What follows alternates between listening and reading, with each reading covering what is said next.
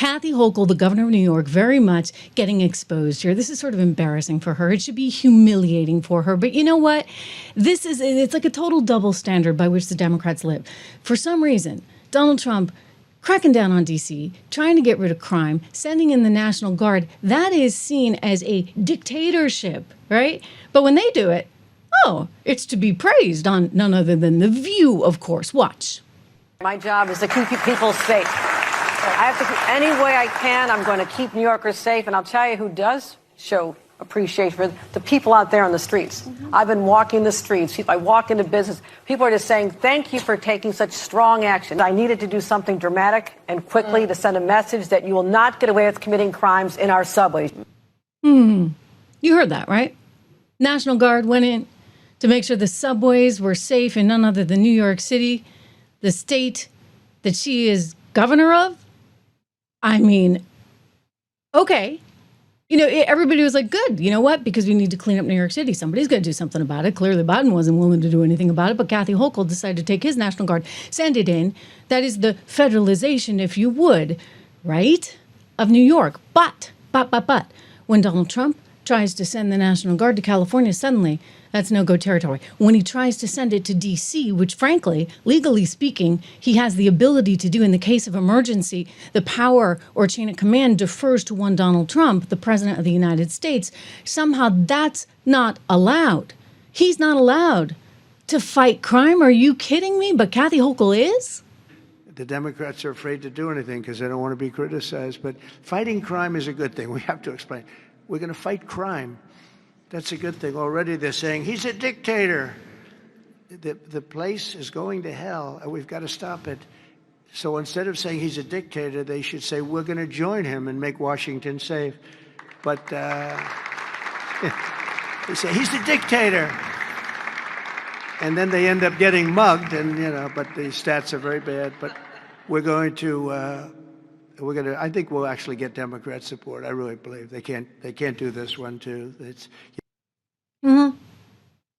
He thinks he's going to get Democrat support at some point because, logically speaking, and he's a logical person, a logical man, how could anyone look at these homicide rates and say, like, that's okay? There's just no way that you're going to say, okay, 41 per 100,000 in D.C. versus say, I don't know, what is Nairobi, 5 per 100,000?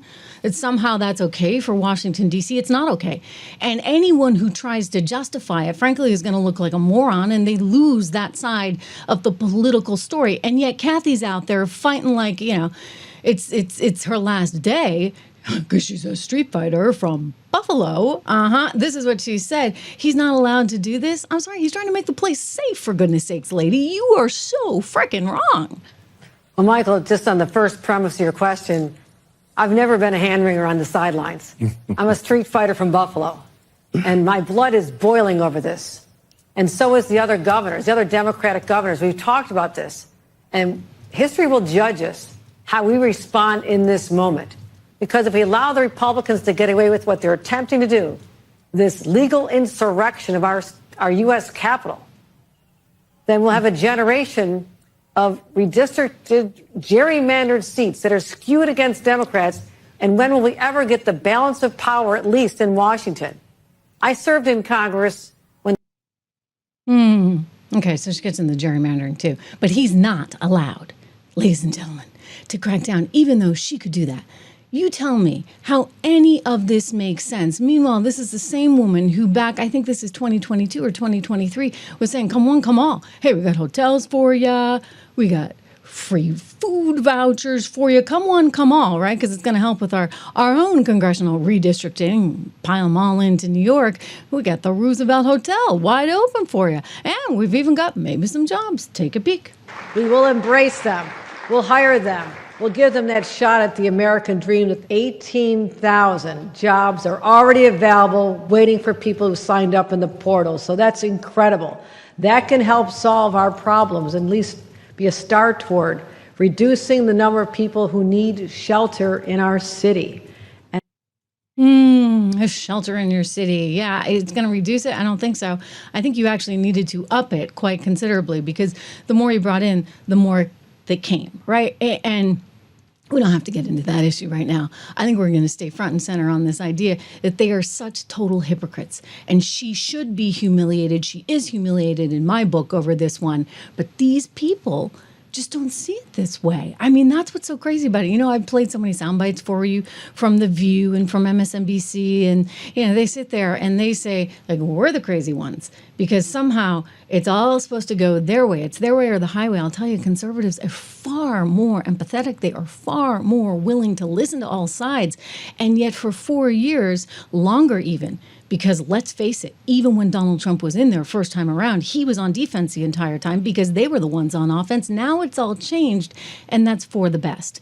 Because you know what? You can't live with statistics like this. You just can't. Meanwhile, new information is coming out about Kathy Hochul and whether or not she has had a hand in not allowing that appeal to go through vis-a-vis Letitia James and Donald Trump. So you'll recall, of course, he was fined for some nearly $500 million. That's the judgment against him, thanks to Judge Arthur Angoran. I don't know, I can never say his name. Angora, it reminds me of, remember Bewitched? Angora was the mother-in-law. Anyway, it was pretty darn clear how the justices were feeling. I played a whole bunch of sound bites from the actual courtroom for you, and it was very evident. Even the New York Times, even MSNBC, all admitted that the judges were going to vote against Letitia in favor of Donald Trump because, well, here, Judith Vale, who was arguing Letitia's case before the appellate court for her, they tend to get smarter attorneys at the appellate level. Well, she couldn't even get her first few words out before they shut her down, remember? May it please the court, Judith Vale for the New York Attorney General's office.